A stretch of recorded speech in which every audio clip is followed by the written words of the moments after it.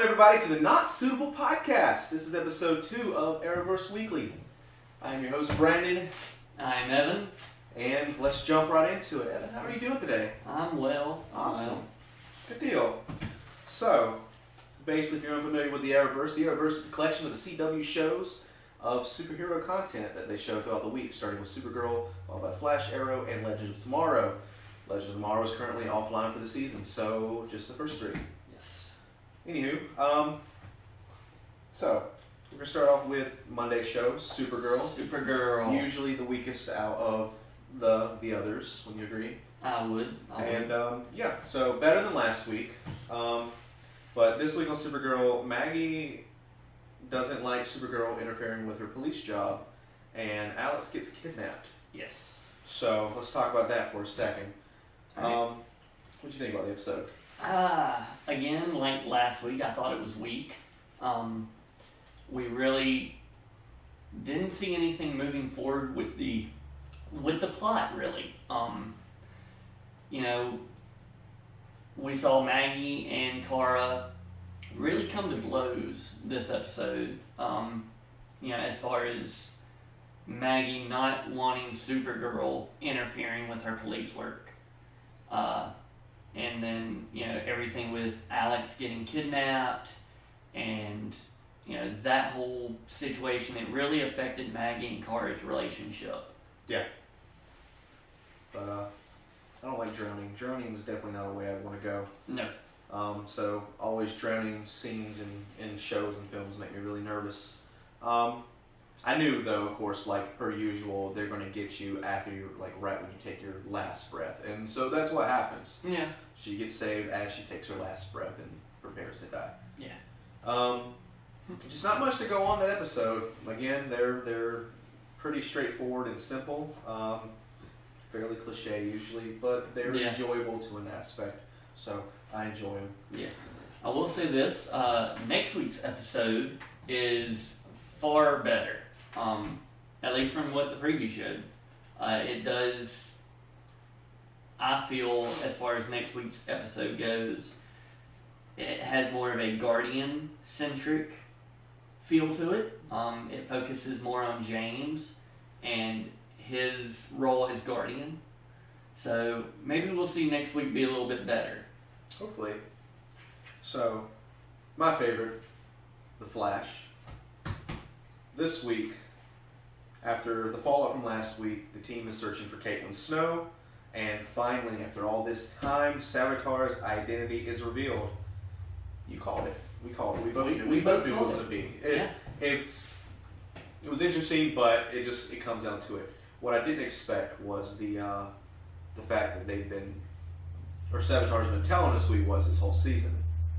Yeah. So I didn't realize that, but now that I go back to it, it actually makes sense. It does. It does. So for those who watch it, if you haven't seen this week's episode, you're probably not listening to this point, or technically as the time we're uploading this last week's episode. Yeah.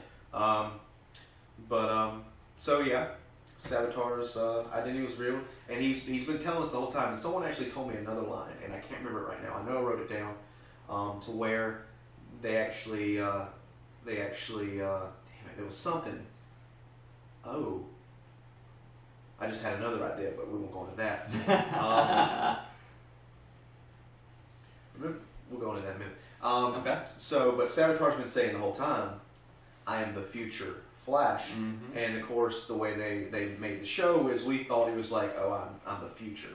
Right. You have to expect me. You're right. We didn't exactly put 2 and 2 together. We just thought, oh, well, he's, saying he's a future Flash.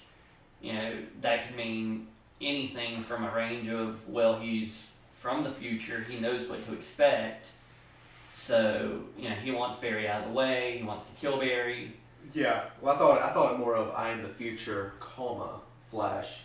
But Savitar was saying, I'm the future Flash. Right. So, Savitar, Barry figures it out finally. Savitar gets out his armor.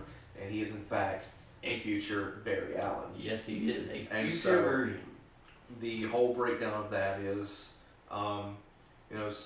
something's happened, or most likely in relation to time, something happens to Barry to make him eventually become Savitar or something very bad.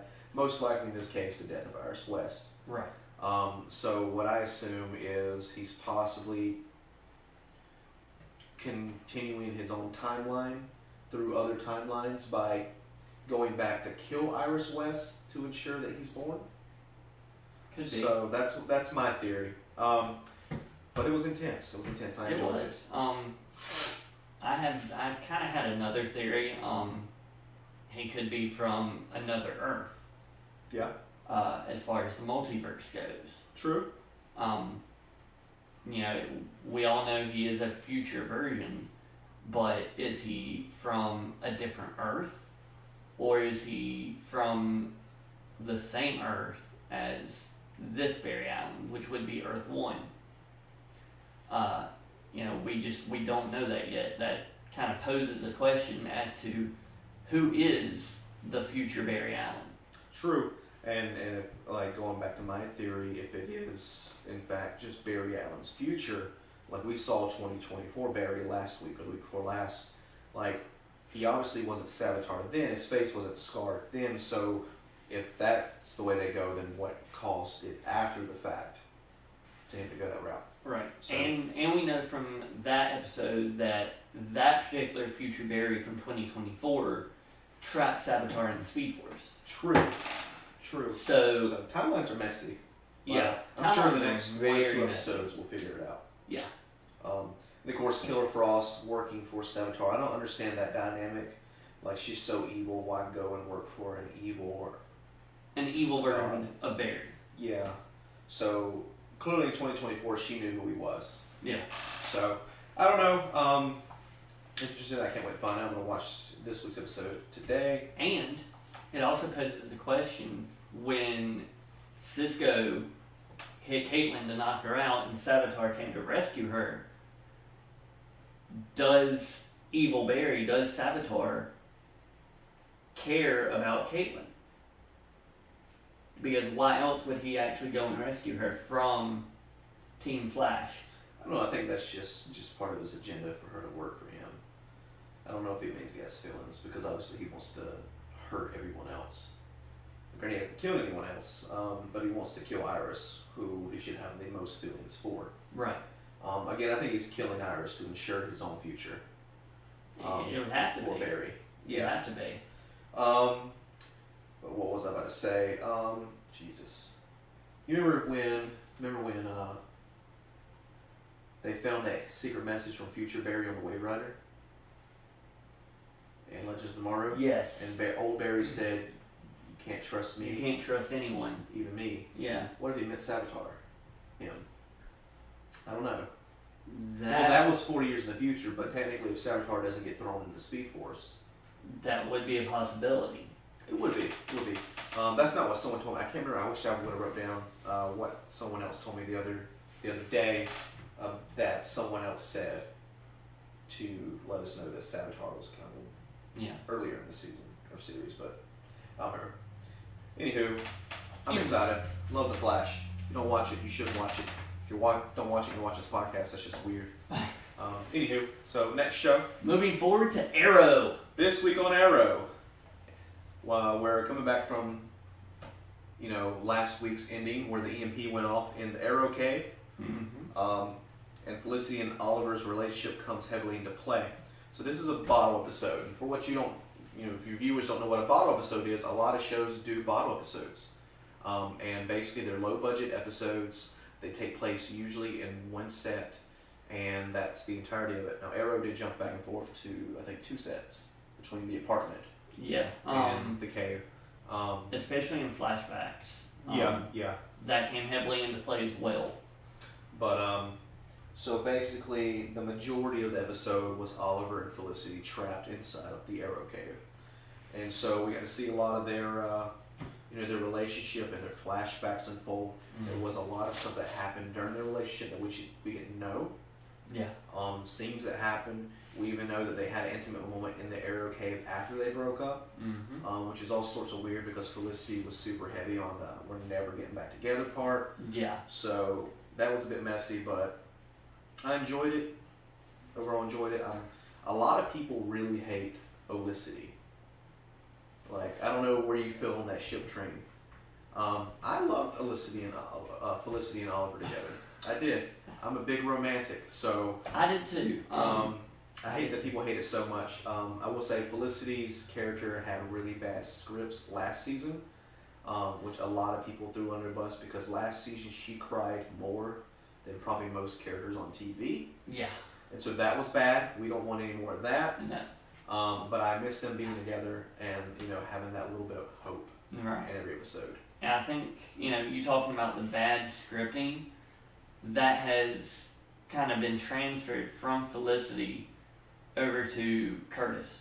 Oh, God. Because now, as you can see, Curtis has all the little one-liner, crappy, oh, look at me, little one-liner things here. Yeah, Curtis, I like Curtis. I love Curtis to death. But Curtis is really annoying. He is. Like, every few minutes he wants to make a joke or tell us a fun fact. Yeah. And it's like, Curtis, man, people are actually literally dying right now. Can you not? Can we just move on? Right. That's not the kind of, like, what I said a minute ago. That's definitely not hopeful for me. That's just after 17 fun facts, I'm really irritated. Yeah. Curtis was my favorite, side character. Kind of sidekick. Or side character, not even sidekick. He's mediocre at best. But favorite side character when they work at Palmer Tech. He'd just randomly walk in the room and he'd save the day in his own way. In his own way. And that's what we originally liked about Curtis. I'm not a big fan of Mr. Terrific. Or actually for any of the new Arrow people. I'm ready for that to be done. Yeah. I mean, I like the characters in their own, but I don't have any feelings towards them whatsoever. Yeah. Like Wild Dog and Mr. Terrific, they. Well, I would care if Curtis got killed, but because of his past seasons were good. Yeah. But Wild Dog, even when they had Archimedes and the new Black Canary woman, I mean, she's okay. But see, I like Dinah.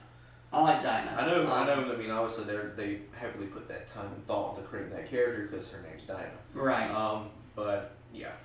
And there always has to be a Black Canary. See, I just want the old team back. I do too, but Althea. Laurel is dead, of course. Well, yeah. Well, Except they said Earth 2 Laurel's supposed to be promoted to a main character or something. Yes, we do have Earth 2 Laurel, who is. Granted, I don't like that. I don't like that either because evil. I know obviously it's the same actress and it's it's the same character to an extent, but she's evil. We know she's not. Yeah. So it's kind of like that's like when we have messy timeline shows, just random shows in general. Oh, yeah. An example, but not actually one that I fuss about, is there's an episode, I know you don't watch it, of Rick and Morty, where Rick and Morty die, and so I wouldn't say our Earth, but our Rick and Morty goes into their timeline because they took their place. Right. Because they destroyed their own planet. So it's a very quick thing that happens, but from that point on, and they actually finally mentioned in the newest episode that they showed that they're buried in the backyard of the Earth they're currently living in, and they actually don't belong in that Earth or that particular family. And so Rick and Morty did it so fast and it's so funny, like it's you don't even remember it. Oh wow! Like after that that last 2 minutes of that one episode, but some shows will play on that heavily. Right. For instance, Barry, this timeline in The Flash, where he obviously doesn't exactly belong in this timeline because he screwed it up. He royally screwed it up. Stuff like that really eats at me. I'm glad Flash is making it work, but I still have that feeling that I know it's not exactly right. Right. But now we're so far into it, we have no choice but to accept it. Right.